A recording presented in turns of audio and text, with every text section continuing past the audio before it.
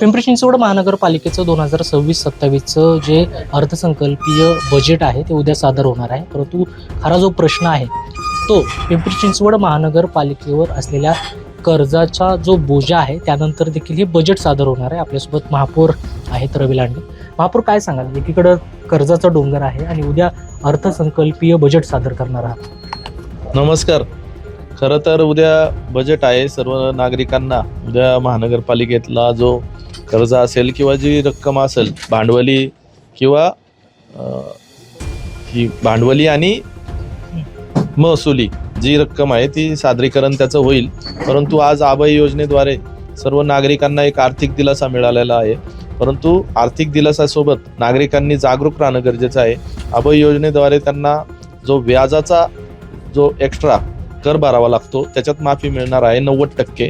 परंतु 1 मार्च ते 31 मार्च याच कालावधीत ती योजना लागू राहील आणि वन टाईम मूळ रक्कम त्यांना भरावी लागेल टॅक्सची, जेणेकरून पिंपरी चिंचवडच्या उत्पन्नात वाढ होईल 1 महिन्याभरात आणि पुढच्या वर्षी जे महानगरपालिकेला नागरिकांचे प्रश्न असतात, मूलभूत सुविधा असतात, त्यावर चांगल्या प्रकारे काम करता येईल. पिंपरी चिंचवड महानगरपालिकेमध्ये म्हणजे पिंपरी चिंचवड शहरामध्ये पाणी टंचाईचा जो आहे आणि पाणी अनियमित येतं, कमी दाबाने येतं, या संदर्भात काही तुम्ही नागरिकांना आवाहन करणार आहात का?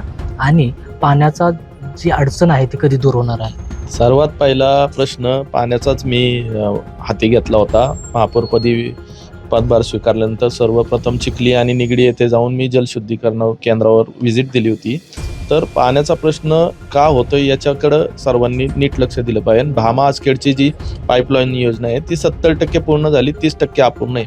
ती होण्यासारखी आहे आणि तो जो जुना ठेकेदार काम करत नव्हता त्याला आता इलिमिनेट केले. आता नवीन निविदा प्रसिद्ध होईल. 6 ते 7 महिन्यात पाईपलाईन पूर्ण होईल आणि सर्व पिंपरी चिंचवडकरांना 2031 पर्यंत स्वच्छ आणि नियमित पाणी पुरवले जाईल. सत्तेत येण्याआधी एक तुम्ही नागरिकांना आश्वासन दिलं होतं भाजपकडून की आम्ही 24 तास पाणी पुरवठा करू.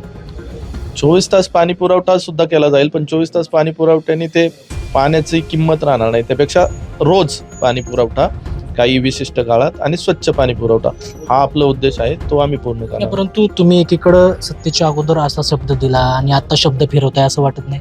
शब्द नाही फिरवत आहे. रोज पाणी पुरवठा म्हणजे कंटिन्यू पाणी पुरवठाच आहे ना. तो नागरिकांना जेवढं मुबलक पाणी आवश्यक आहे ते मिळणार आहे.